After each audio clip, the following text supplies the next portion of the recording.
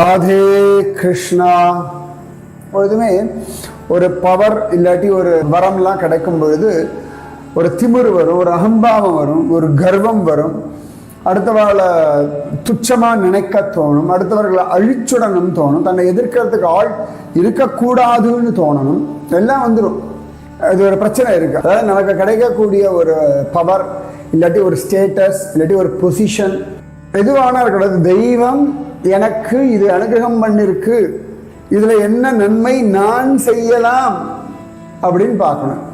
இது ரொம்ப முக்கியமான ஒரு விஷயம். பக்குவம் உடையவர்களுக்குத்தான் மிக பெரியதான விஷயங்களை உலகம் கொடுக்கிறது.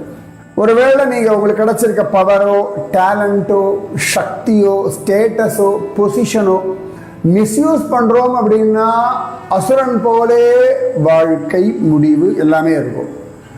பக்தர்களாக இருந்தால் இதை கொண்டாடி மகிழ்ந்து பூஜை பண்ணி ஆனந்தமாக பகவத் காருண்யத்தை நினச்சி உருகி வாழ்வோம். உங்களுக்கு என்ன கிடைச்சாலுமே இது பகவத் பிரசாதம் அப்படின்னு புரிஞ்சுக்கணும். ராதே கிருஷ்ணா.